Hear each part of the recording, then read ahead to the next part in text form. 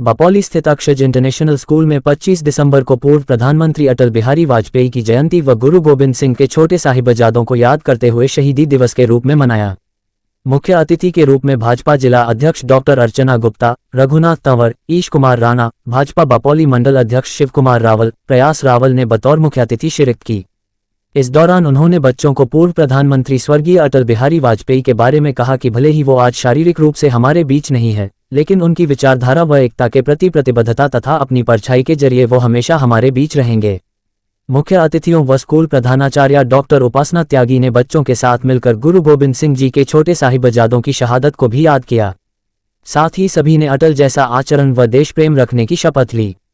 इस मौके पर स्कूल डायरेक्टर सतीश त्यागी, स्कूल मैनेजमेंट सदस्य संजय रावल, अमित कुमार, सुरेंद्र अरोड़ा, दिनेश रहेजा, स्टाफ सदस्य संजय खुराना, मोनिका सैनी, बलराज कौशिक व अन्य स्टाफ मौजूद रहे। भूमि का टुकड़ा नहीं है, भारत एक भूमि का टुकड़ा नहीं है, भारत एक राष्ट्र पुरुष है।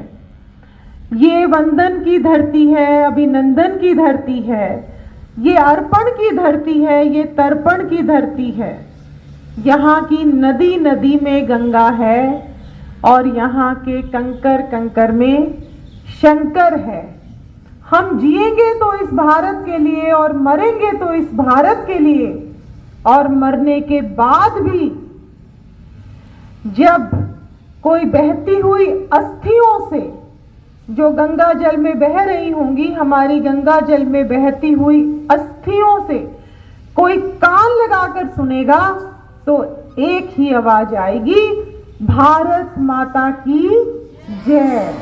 तो ये थे शब्द। अगर आप इस कविता की व्याख्या करो तो आप देखोगे कि हम भारत में नदियों की भी पूजा करते हैं, नदी नदी में गंगा। इस बात का क्या मतलब है कि नदी जो पानी का स्रोत है, हम उसकी पूजा करते हैं। और पूजा करने का किसी चीज का मतलब क्या हुआ कि हमने जल को बचाना है, जल की चिंता करनी है, पानी को प्रदूषित नहीं करना, पानी को बचा के रखना है।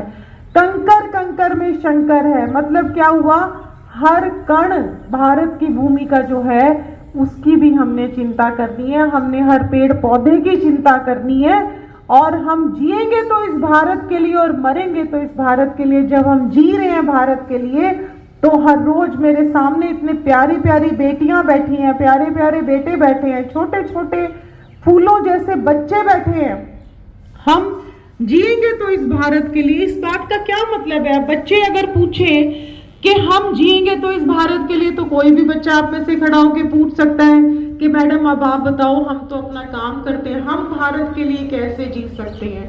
आप भारत के लिए ऐसे जी सकते हो कि पहली बात, हमको अपने अंदर एक बहुत सेल्फ कॉन्फिडेंस, एक आत्मविश्वास भरना है। क्योंकि मैं ये मानती हूँ जिस व्यक्ति के अंदर सेल्फ कॉन्फिडेंस होता है, आत्मविश्वास होता है, वो जिंदगी में चाहे कोई भी कठिनाई आए, चाहे कितना भी कठिन क्षण आए, वो कभी भी टूटता नहीं है, वो कभी भी थकता नहीं है, वो कभी भी हारता नहीं है। तो हमने सबसे पहले एक आत्मविश्वास के साथ, अपने अंदर एक विश्वास के साथ हर रोज सुबह खड़े होना है और हर रोज सुबह जाग के बच्चों ने कहना है आई एम द बेस्ट। हर रोज जब आप सुबह खड़े होते हो, हर रोज सुबह जब आप जागते हो, तो कितना भी डिफिकल्ट पेपर वाला दिन हो चाहे, लेकिन आपने एक ही बात बोलनी है हर रोज, और ये बार बार दोहरानी है अपने आप से एक बात, that I am the best. सभी बच्चे बोलेंगे जोर से, एक इस